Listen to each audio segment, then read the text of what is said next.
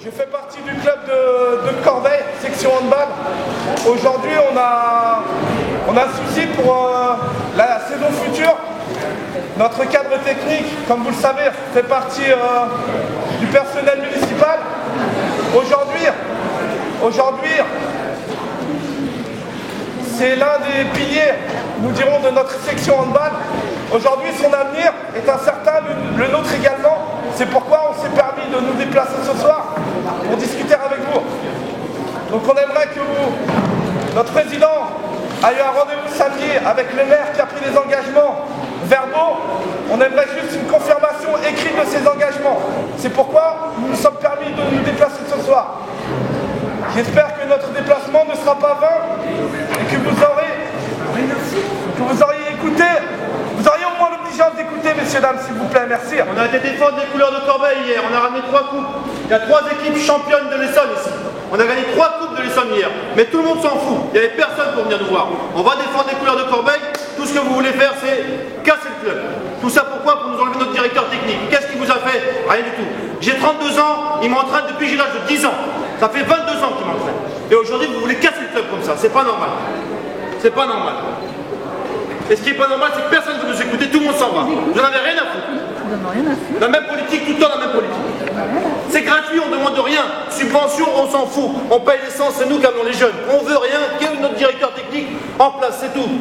L'argent, on n'en a rien à foutre. On veut pas d'argent, on veut pas de subvention comme d'habitude. On se démerde. Juste laissez-nous notre directeur technique en place, basta. Ça fait des années qu'on n'a pas d'argent. Voilà, tous les week-ends, on met du carburant de notre poche. On a besoin d'argent de personne, juste notre directeur technique en place, c'est tout. Tout simplement. Rien de plus que ça. Notre directeur technique qui s'occupe de nos jeunes et de nous. Basta. On veut rien de plus.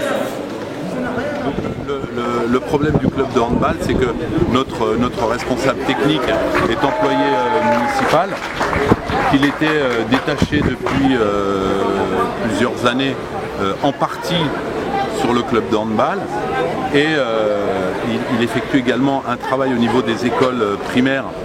Il a, sur 3 groupes scolaires, il a 16 classes sur un projet qui s'appelle Scola Hand, qui est articulé avec la Fédération française de handball et le ministère de l'Éducation nationale.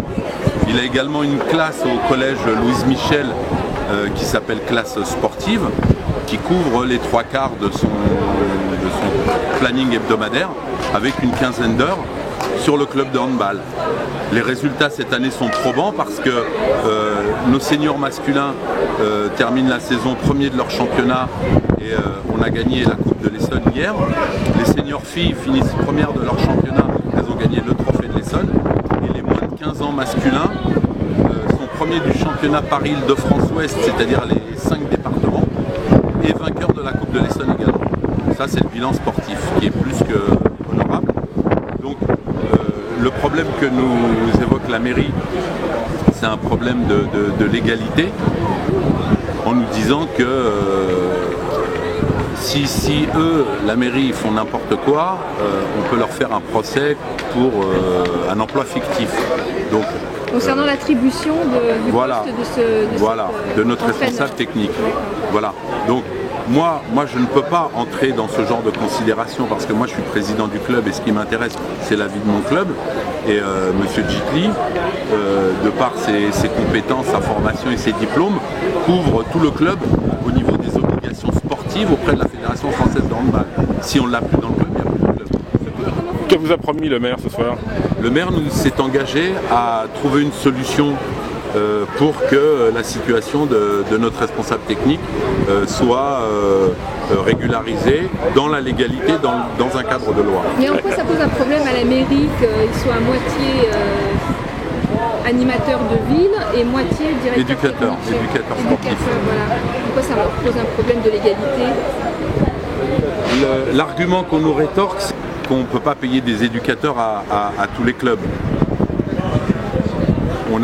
Maintenant on peut regarder les subventions telles qu'elles sont attribuées au club. Je ne connais pas les critères d'attribution des subventions. Nous on aimerait, moi dans mon club, si on me donne les moyens de rémunérer M. Gitli, je fais sans aucun problème.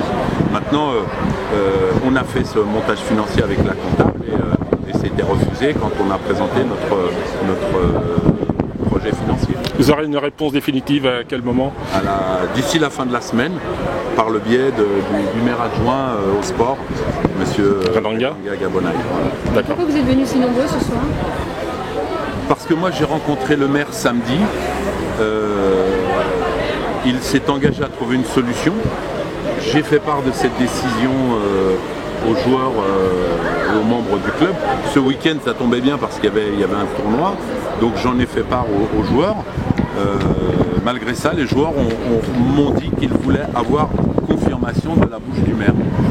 Donc on est venu au conseil municipal pour avoir confirmation. On a rencontré monsieur Bechter, monsieur Gabonaï et monsieur Gassama. Voilà. Et vous avez eu confirmation de ce qui vous a été dit? On a eu confirmation qu'une solution serait trouvée. Donc on reste en contact avec le maire adjoint au sport qui s'est engagé à nous contacter dans la semaine